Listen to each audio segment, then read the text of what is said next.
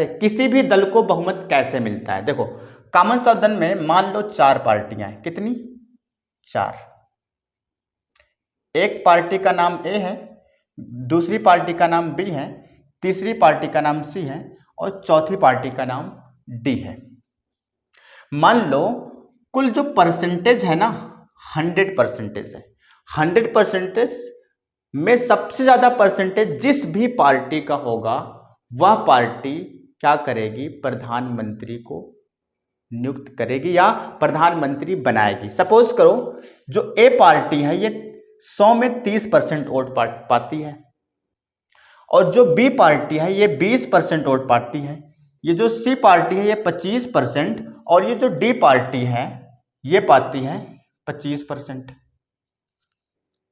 ठीक है, अब देखो 30 20 50 हो गए, 25 25 50 हो गए, 100% है। तो आपको यहां से नजर आ रहा होगा कि जो ए पार्टी है, पार्टी नंबर ए, इसका जो परसेंटेज है ना बाकी पार्टियों से सबसे अधिक है, बाकी पार्टियों से सबसे अधिक है। तो ए पार्टी क्या होगा, ए पार्टी का बहुमत हो जाएगा, बहुमत होगा। कहां पर होगा, कॉमन सदन में। ठीक है, तो क्योंकि सारी पार्टियों में से सबसे ज्यादा जो परसेंटेज है वो ए पार्टी का है।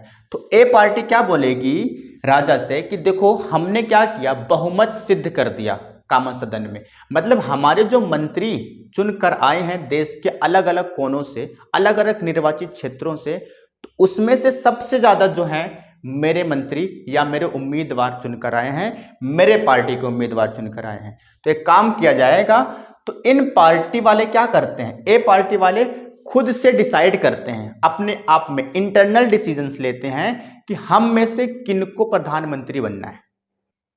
जब वो आपस में फैसला ले लेते हैं तो उस फैसले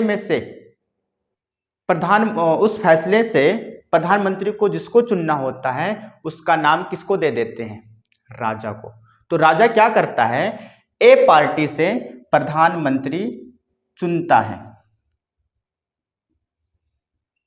समझ में आया, क्योंकि ए पार्टी का सबसे ज्यादा परसेंटेज है बाकी पार्टियों से।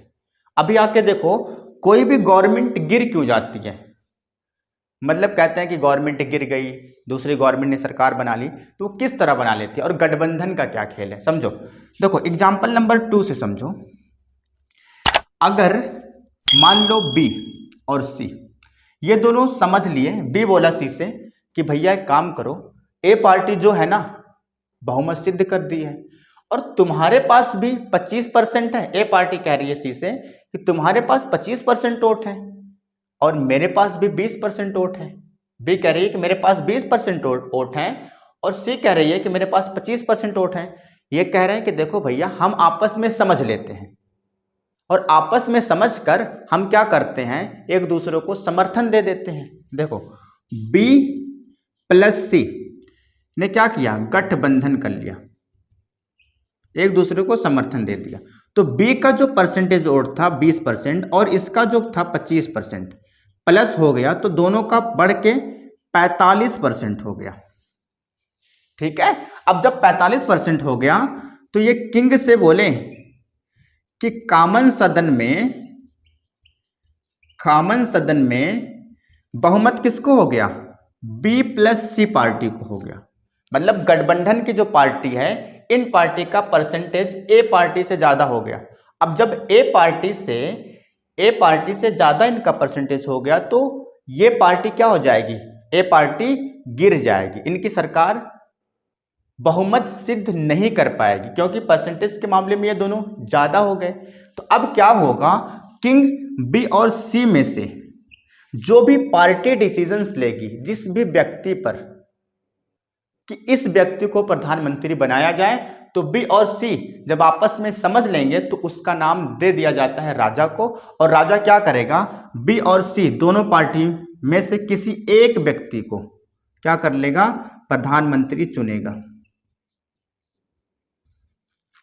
ठीक है, अब जब ये पार्टी बन गई, मतलब बी और सी का जब प्रधानमंत्री बन गया तो ए का जो ए पार्टी थी इसके अंदर खलबली उत्पन्न हो गई। उत्पन्न समझते हो ना, उत्पन्न हो गई, ठीक है।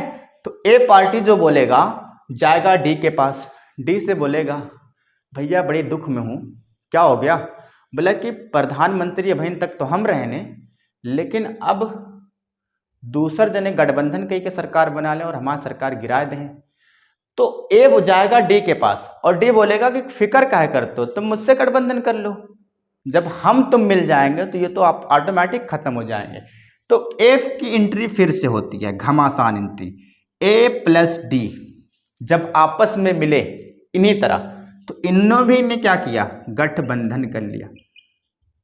सरकार का खेल बड़ा निराला, ठीक है, ये अपने फायदे के लिए कुछ भी कर सकते हैं। तो जब ए पार्टी का 30% और डी पार्टी का 25%, 30% और 25%, जब ये दोनों मिले तो बन गया कितना, 55%, कितना, 55% बन गया। अब जब 55% बना तो इस पार्टी से बोला भैया हमने क्या किया, कॉमन सदन में हमने जो गठबंधन की सरकार बनाई, सॉरी गठबंधन जो किया, तो गठबंधन से हमारा जो बहुमत है वो सिद्ध हो गया तुमसे भी ज्यादा, तुम्हारा तो 45% था, मेरा देख लो 55% है। तो राजा बोलेगा कि भैया इनको पीएम, इनकी सरकार गिरा दो और तुम्हारी सरकार बना देते हैं। तो अब इनमें से क्या हो जाएगा, एक व्यक्ति पीएम चुनेगा, ठीक है। इस प्रकार इन सभी लोगों की नौटंकी चलती है, ठीक है। सरकार कुछ भी कर सकती है, अपने फायदे के लिए दुश्मन से भी हाथ मिला सकती है। अब आपको इतनी बात समझ में आई, आई होप आपको बहुत अच्छे से समझ में आया होगा। इसके आगे कंटिन्यू करते हैं।